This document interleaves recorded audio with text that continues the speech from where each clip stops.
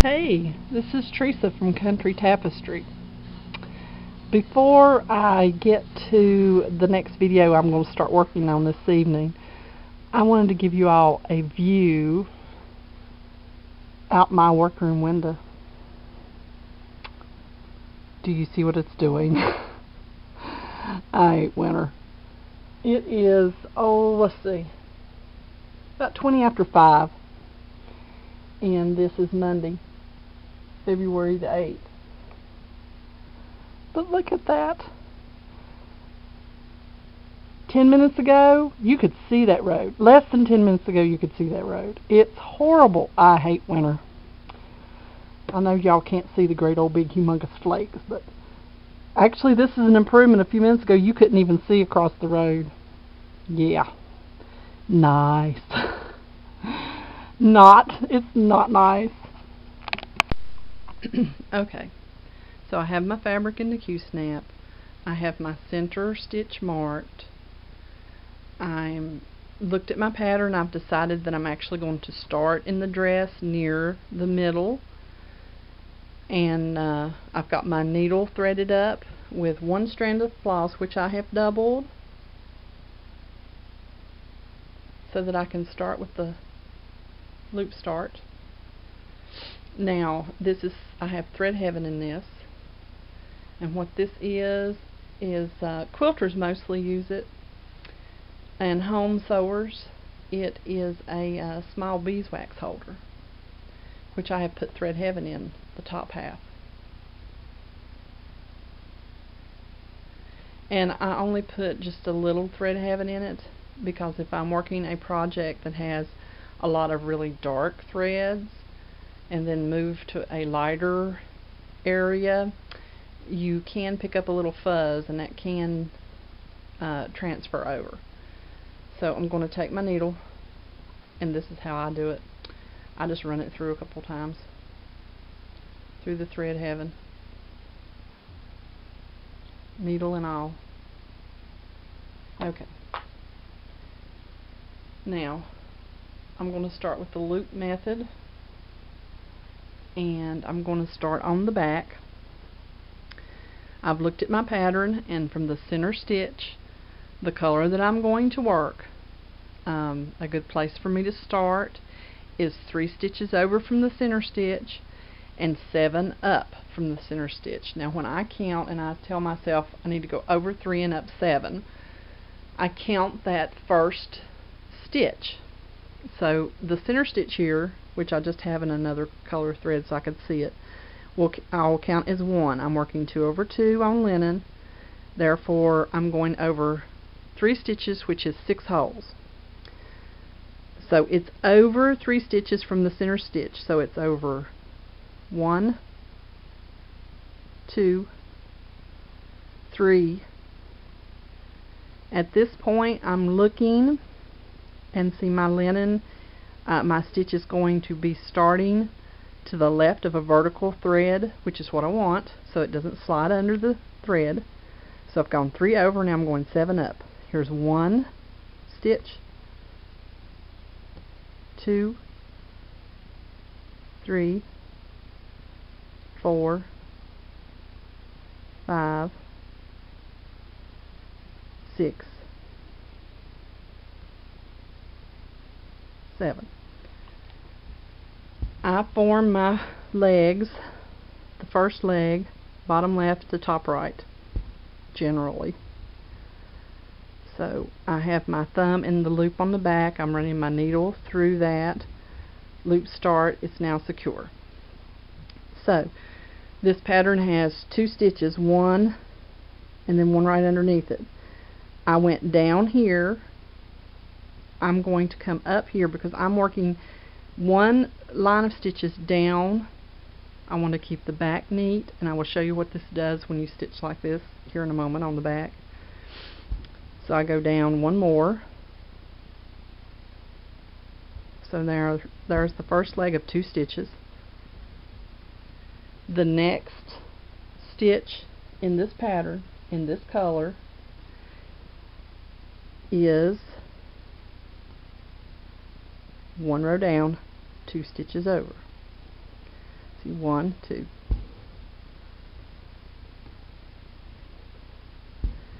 And now I've got that established. I will go ahead and pull out that string I had marking the center. Now I have a line of stitches down through there that's 11 stitches long, so that's what I'll do. And notice I'm alternating. See, 2 holes, 1 stitch.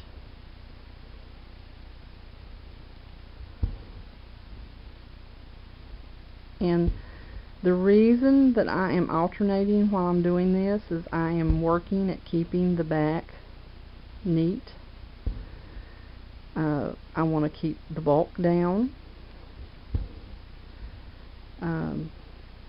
This helps with any shadow of a color coming through later on. Is this the only way to do it? No. I'm just going to show you the way that I would start this project and how I would do the stitching on this project. It's how it works for you, what makes it fun for you, what makes sense for you.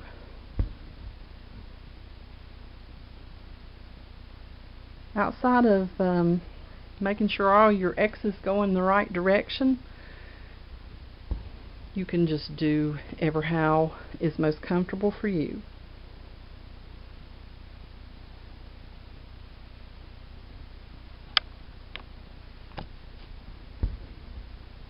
Okay, that's 9. Here's 10 and 11. Now there are no other stitches in this color close, so I'm going to go back up.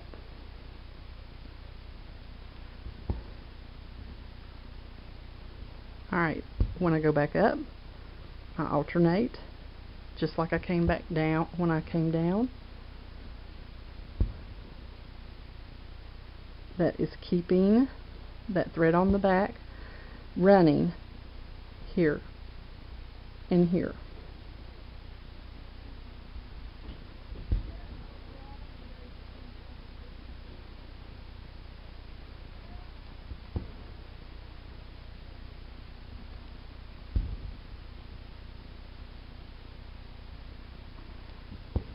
And this is again linen, working 2 over 2, which means 2 strands of floss over 2 threads.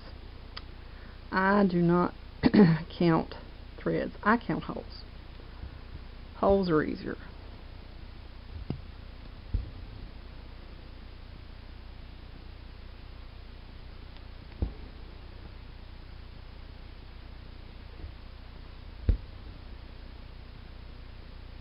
Get back up to this top, I'll show you what the back of this looks like.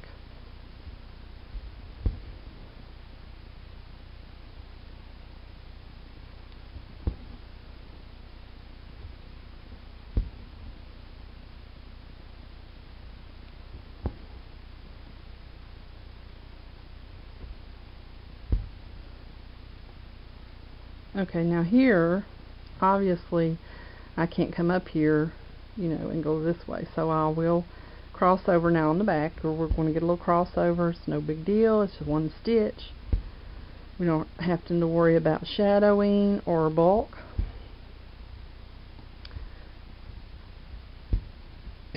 Alright, now let me show you what the back looks like. And this is my stand that does not flip, so I have to be the one that does all the work here. Loosen it up and get it to where you can see it here. There we go. Now,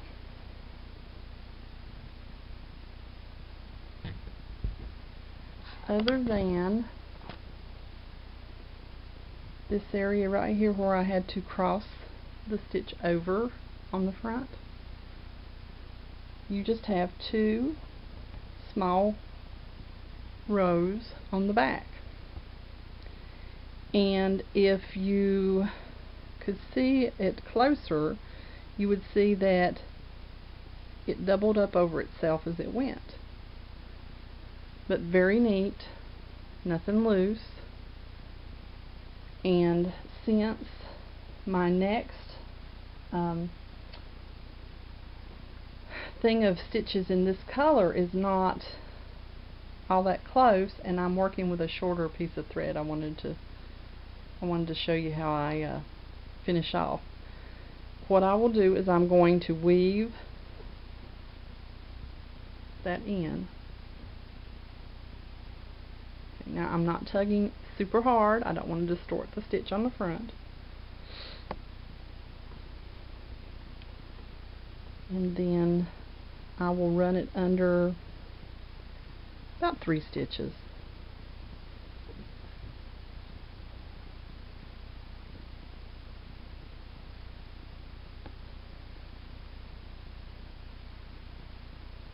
Trying not to pierce the fabric. Just run under the thread.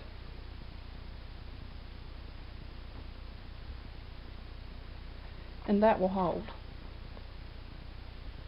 So I will snip that off down close. Okay, now while I flip this over and thread my needle back up, I thought I would answer a few questions that I have gotten over the last few videos.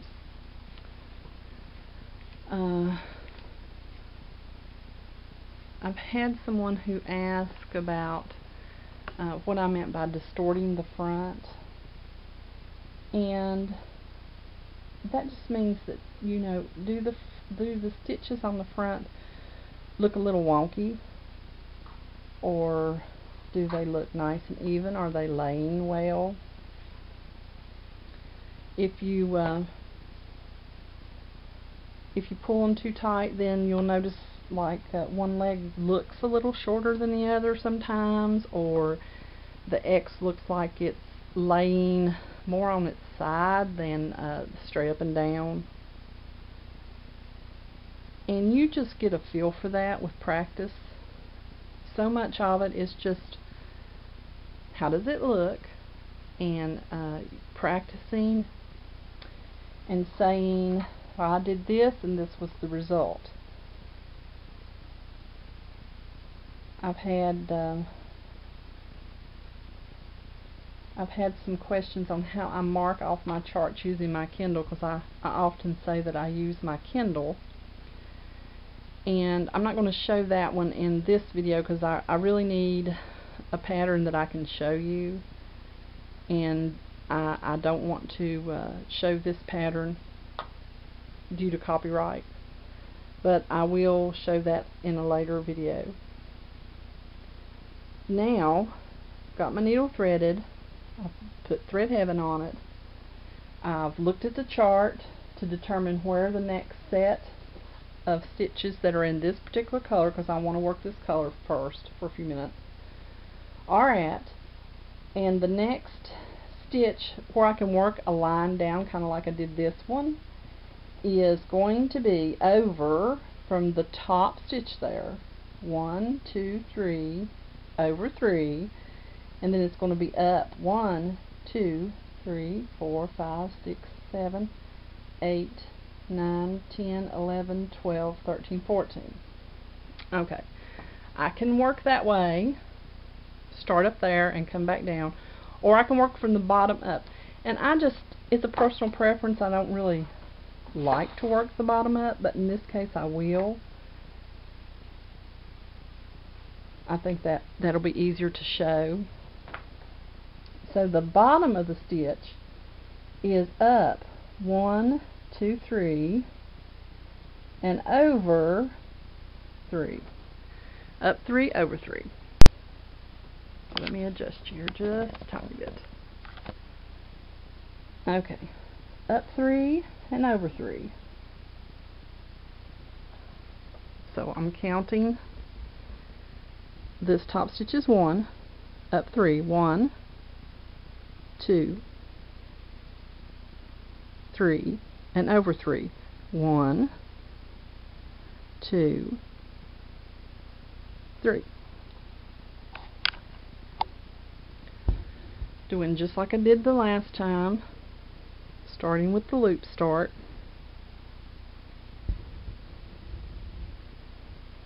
On the back.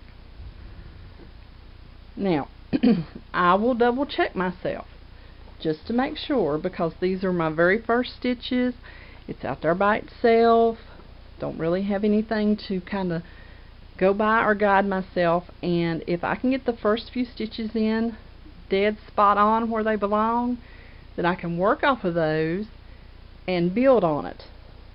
Okay, so that stitch is 1, 2, 3.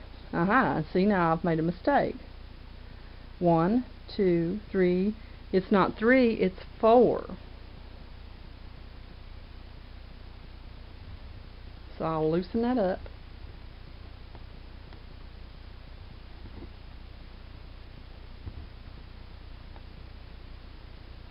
And of course it doesn't want to come apart. I'll have to flip it. This is why the very first counting is so important.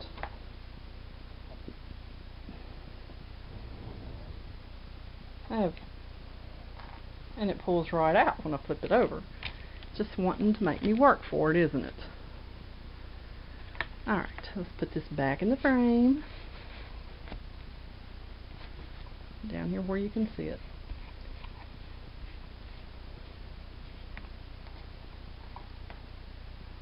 Rethread my needle, and I do use a needle threader most of the time. I showed it this the last time, and this one is very old.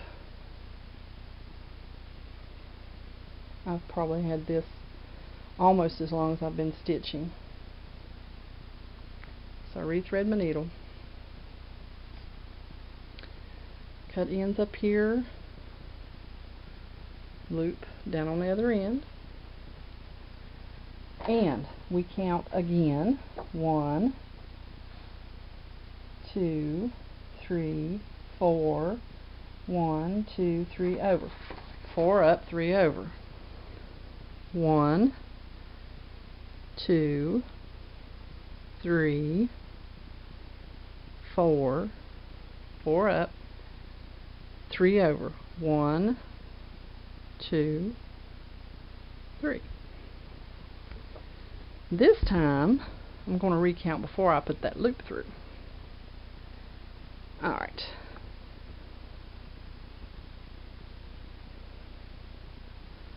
One, 2, 3.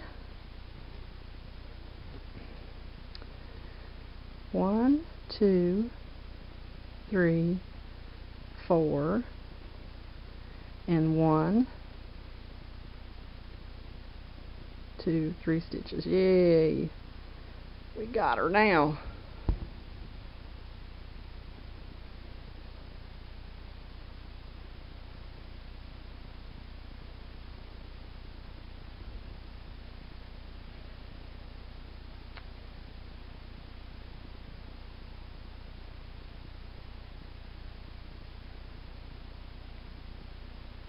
This is a sign I need to quit. I threaded my needle backwards.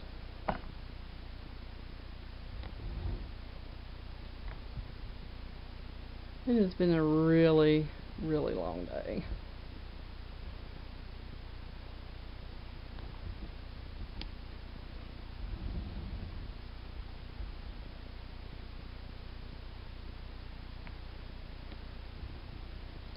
Now we're talking. We're cooking with gas. Alright.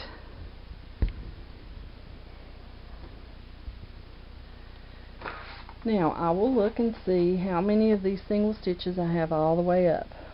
1, 2, 3, 4, 5, 6, 7, 8, 9. 1, 2, 3, 4, 5, 6, 7, 8, 9. Alright. So there's one stitch.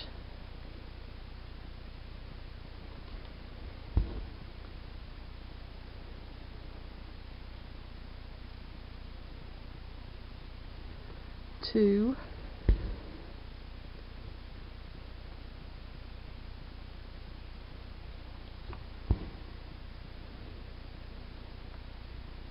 three, 4, 5,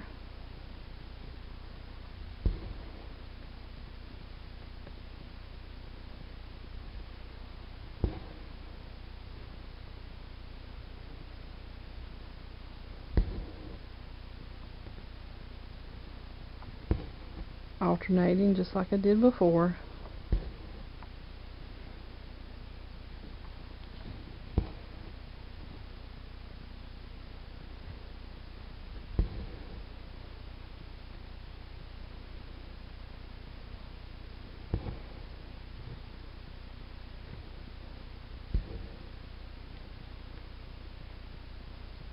Now let's count and see if that isn't 9. 1, 2, 3, 4, 5, 6, 7, 8. See? 2 holes. 9. And above that there are 2 more off to one side. So I don't have another one here. I do have another one here. Thinking about keeping that thread on the back in line.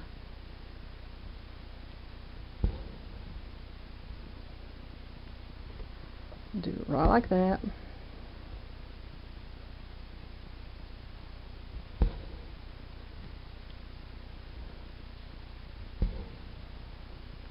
Oh, I bumped y'all.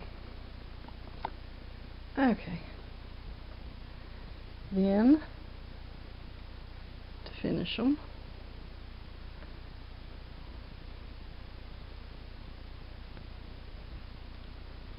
I'm going down,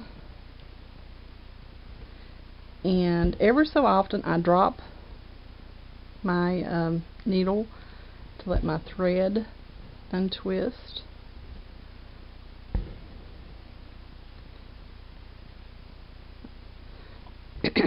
To keep it, flat, and to keep good coverage too. And when I have it on a stand, I am a two-handed stitcher, so I just don't have a lot of room right now the way I'm set up. But I put my dominant hand on the back. It's just how I felt most comfortable. Some people do it the opposite way. They put their dominant hand on the top. But this way, the hand is not dominant. My eyes can tell it, no, go over here. Where the hand is dominant is underneath, and it's not fooling around. It knows what it's doing.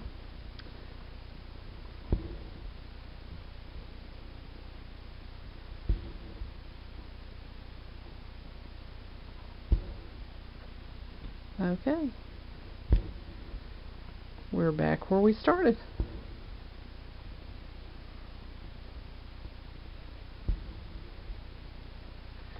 And let's look at the back right fast.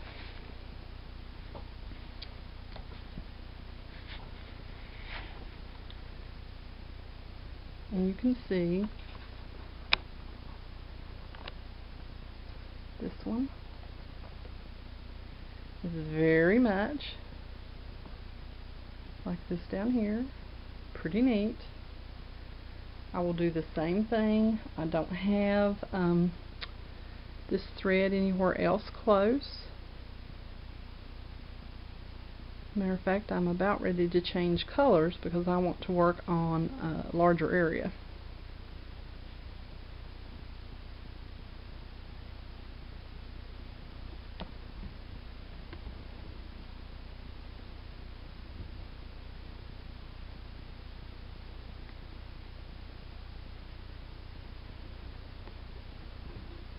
And that will lock it in.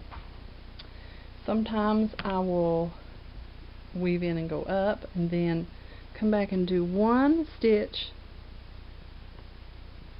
the opposite direction. And that really guarantees that's not going to pull out. And clip it off. Flip it back over. Now, since this is my beginning point, and since I will be working off of this, most of the time I will go back and I will recount that and I will compare that to my pattern. And I will say, is this correct? Do I have the spacing right? Because that is going to be the basis of where I put my next stitches in. I'm going to count away or above or beside of this. And if this is correct and I have a good starting point and I count correctly, then I should be good. I should line up very well and everything should just kind of fall in place from there. Now, this one, like I said, there's no more of that color really close. So I would be changing colors. And the next color that I would do is another one that there's not a huge amount of, but it runs right along beside of that. So what I will do is I'll look at the chart, find the symbol, look over in the key, see what color number that is, and in this case the new color number is going to be another 400.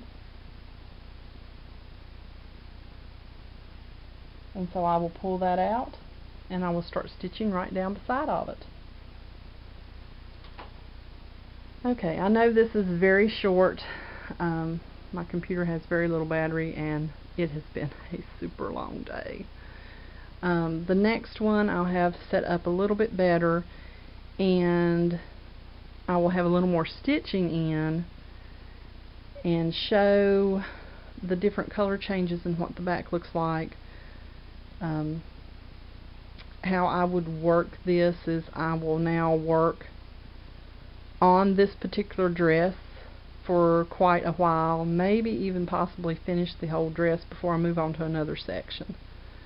And I will show that a little along as I go, but I'm going to get off here now.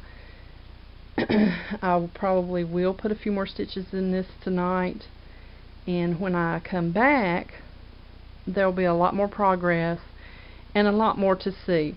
But this is exactly what I do when I start a new project. I pick where I'm going to start, I put my initial stitches in, I double check myself, triple check myself, because if this is off to begin with, then I'm going to have woe and misery later, and that little frog is going to be back and he is going to be hopping all over my project. So, any questions, anything in particular you would like to see, just let me know. It is a pretty busy week, this week and next for me here in the workroom.